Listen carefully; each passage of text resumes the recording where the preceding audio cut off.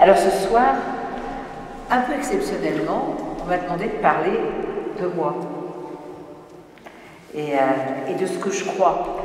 C'est pas facile, hein, parce que d'habitude je parle sur d'autres sujets, et là c'est quelque chose d'un peu plus intime qui m'est demandé. Qu'est-ce qu'on est? D'où on vient? Comment on est arrivé là avec... je viens d'entamer ma 7e décennie, il y a quelques jours. Vous pouvez encore me souhaiter mon anniversaire, c'est encore d'actualité. D'où je viens. Parfois, on a la chance, comme ça a été mon cas, de naître avec quelques bonnes fées, quelques bonnes étoiles au-dessus de la tête. Et pour commencer cette soirée, je vais vous raconter un miracle. En fait, si je suis croyante, c'est parce que j'ai vu un miracle. Je ne m'en souviens pas, mais comme on me l'a beaucoup raconté, je vais pouvoir vous le raconter. J'étais une petite fille, je devais avoir 5 ans d'après maman, et j'ai reçu au matin de Noël une luge. Une luge fabriquée par mon papa. C'était formidable. Il n'y avait qu'un seul détail absolument désolant, il n'y avait pas de neige. Mais j'étais une petite fille pieuse, et comme il y avait une crèche qui était faite dans la maison, on m'a dit que j'allais prier très très dévotement devant la crèche pour qu'il tombe de la neige. Ma maman, qui était une femme de bon sens, m'a expliqué que le bon Dieu ne faisait pas tomber la neige pour les petites filles. D'abord que la neige, ça pouvait être dangereux pour les voitures, et que donc, moi je suis née dans un pays français qui, sans être aussi beau que le vôtre, est un pays où la neige tombe parfois naturellement, comme ça, puisque je suis née dans les Ardennes. Donc elle m'a convaincue que la neige tomberait dans l'hiver et que je pourrais inaugurer la luge de mon papa. Et donc elle a réussi à m'extirper de mes prières en me disant aussi que j'allais prier tout aussi bien à la messe, qui, presque un miracle, déjà à l'époque, avait lieu dans mon village natal. Nous sommes donc allés à la messe. Et au bout d'1 heure de messe, quand on a ouvert la porte et qu'on est sorti de l'église, il y avait 1 centimètre de neige qui était tombée sur tout le village, qui était blanchi, vous savez, de cette neige qui couvre tout en ce matin de Noël. Et du haut des marches de l'église, paraît-il, j'ai crié « J'ai vu un miracle, j'ai vu un miracle ». Ça suffisait. L'histoire doit être vraie parce que les plus anciens du village, le jour de mon mariage, sur les marches de cette même église, m'ont encore raconté cette petite fille de 5 ans qui criait « J'ai vu un miracle, j'ai vu un miracle » sur les marches de l'église. Alors, est-ce que c'est ce premier miracle qui, au fond, me tient dans la foi? Qui sait? Peut-être.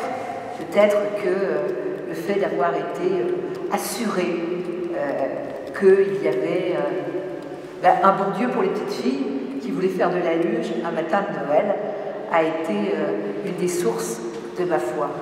Mais on ne fait pas tenir la foi quand même sur un miracle de 5 ans. Il faut la faire tenir sur plus longtemps que ça. J'ai fait plutôt des études littéraires, j'ai fait des études d'histoire, mais j'ai aussi fait des études littéraires.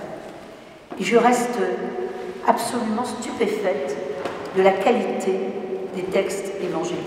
Je dis bien des textes évangéliques, je parle vraiment des 4 évangiles. Il y a quelque chose d'absolument sidérant dans ces textes. Parce que c'est des textes écrits avec très très très peu de mots. Dans ma vie professionnelle, avant d'écrire des livres pour les grands, j'ai écrit des livres pour la jeunesse. Et quand on écrit des livres pour la jeunesse, il faut écrire le moins de mots possible. Il faut écrire très court pour raconter des histoires. Eh bien, on n'arrive jamais à faire aussi court que l'Évangile. On est toujours obligé de rajouter des mots par rapport à l'Évangile. Il y a une économie de mots dans les Évangiles qui est extraordinaire. Et cette économie de mots, elle rend finalement les Évangiles parfois compliqués à lire, parce que finalement, on glisse dessus, comme si c'était un toboggan, et on arrive à la fin sans s'être rendu compte de ce qu'on avait lu. D'autant que ces textes-là, on les a tellement en caractéristiques. Alors qu'est-ce qui se lève de ces évangiles quand on fait vibrer ces cordes tendues? Eh bien, il sort... voilà, il sort quoi? Ben, il sort Jésus d'abord. Bien. Le héros des évangiles, c'est d'abord Jésus. C'est lui que les évangiles traquent. C'est lui que les évangélistes traquent. C'est lui qu'ils essaient de faire sortir du texte. Et maintenant, je vais prendre mon souffle et boire un verre d'eau, et je vais vous parler de quelque chose de très intime. Parce que, tant qu'à parler de ce qu'on croit, autant que je sois honnête et que j'aille jusqu'au bout.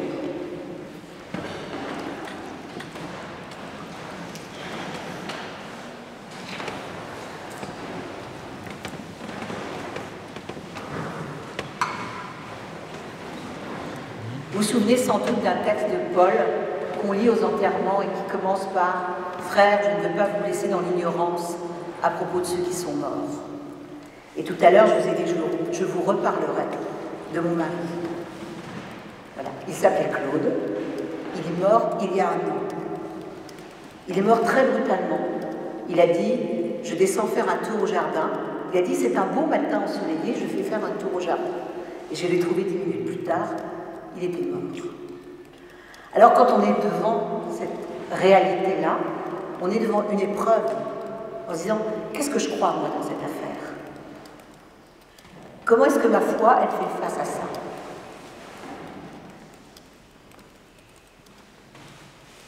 Beaucoup de gens m'ont écrit, m'ont dit des choses. Je suis entourée de plein de gens qui sont chrétiens, qui m'ont dit « Ah, mais tu as la foi, tu as l'espérance. » J'imagine que je parle devant une assemblée dans laquelle les uns et les autres, les unes et les autres, vous avez fait peu ou prou cette expérience. Et j'ai eu envie de leur dire, mais les amis, ça sert à rien. Ça sert juste à rien, la foi et l'espérance.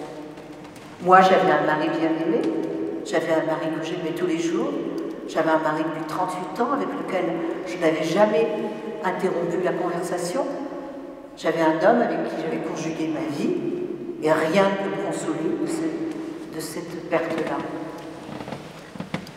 Alors, effectivement, l'espérance, la foi, ça ne console pas de cet immense chagrin d'amour, de cette immense perte. Alors, qu'est-ce qui reste? Qu'est-ce que je crois?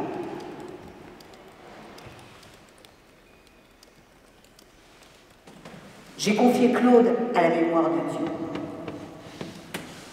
Je crois que son être n'est pas aboli. Je crois que ce qu'il a été, l'homme qu'il était, profondément, son être profond, cet être-là n'est pas aboli, ne va pas au néant. Et non seulement ça, mais ce qui en lui était brouillé, mal fichu, ce qui le rendait mélancolique, parce qu'il l'était parfois. C'était aussi un homme plein de fantaisie, parce qu'il avait l'élégance de cacher sa mélancolie sous un côté fantasque. Mais que, voilà, cet élément, ce chagrin qu'il avait au fond du cœur, je crois qu'ils sont consolés et qu'ils sont réconciliés. Et je l'ai confié à la mémoire de Dieu.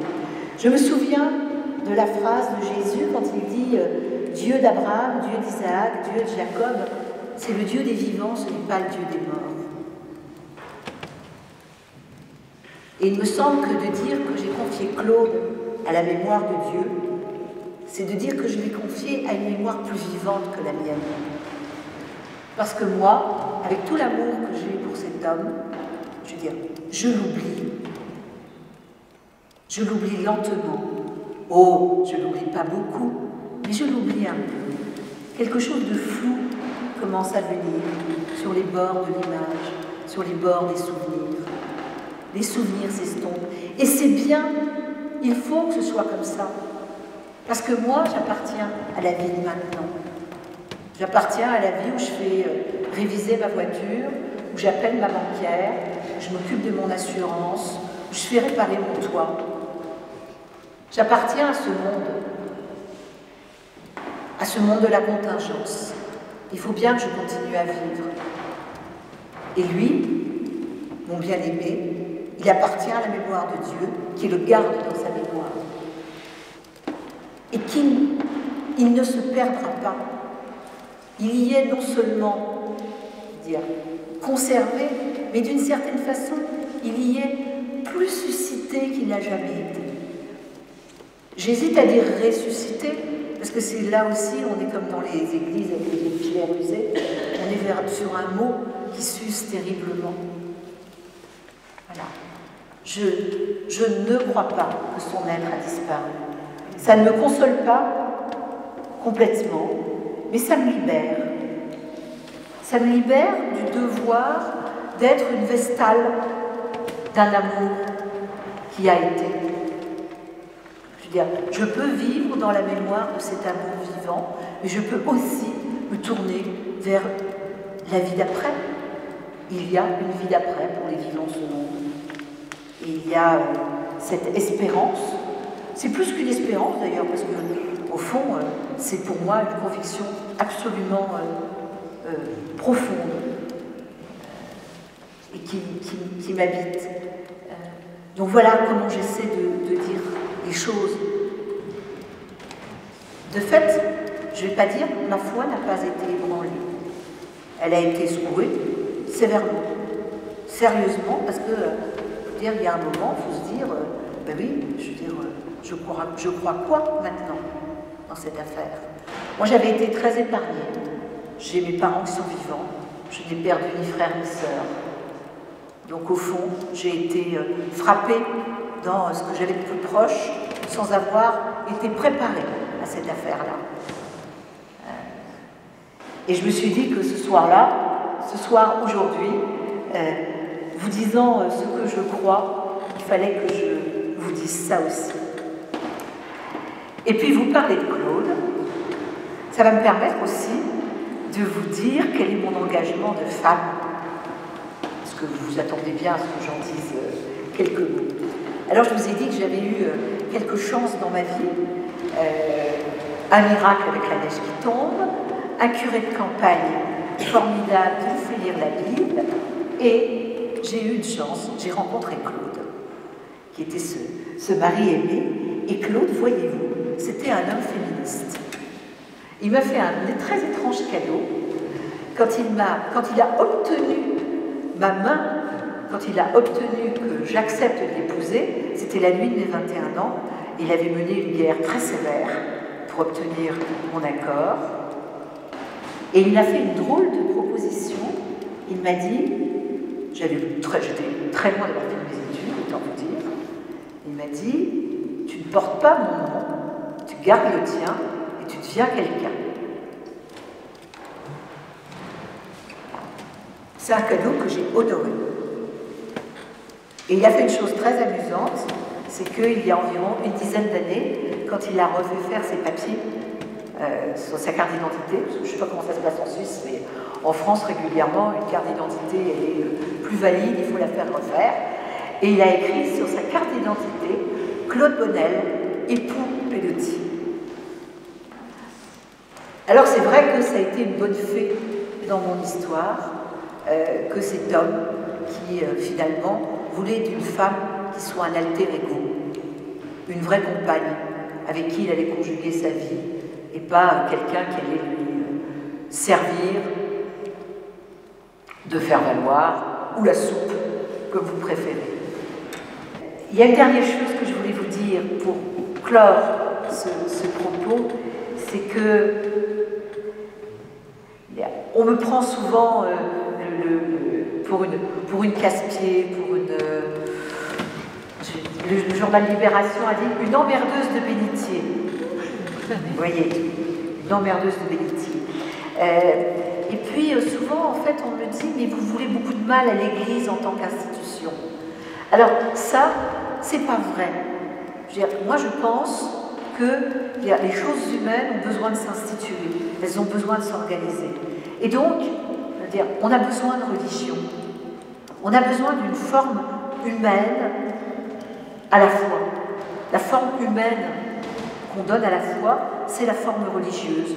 C'est cet édifice, c'est les rites, c'est la liturgie. Et ça, on en a besoin. Et si je peux me permettre, pour clore ce propos, de le faire avec une métaphore qui va parler et de Jésus et des femmes, il me semble que la religion, c'est comme le flacon de parfum. Vous savez, il est souvent question de flacon de parfum dans l'Évangile. Ce sont les femmes qui ont le flacon de parfum dans les mains, d'ailleurs. Voilà. Et ce flacon de parfum, il faut le casser sur les pieds de Jésus. Donc la religion, c'est bien, mais il faut la casser pour retrouver le parfum sur les pieds de Jésus. Voilà, merci à vous.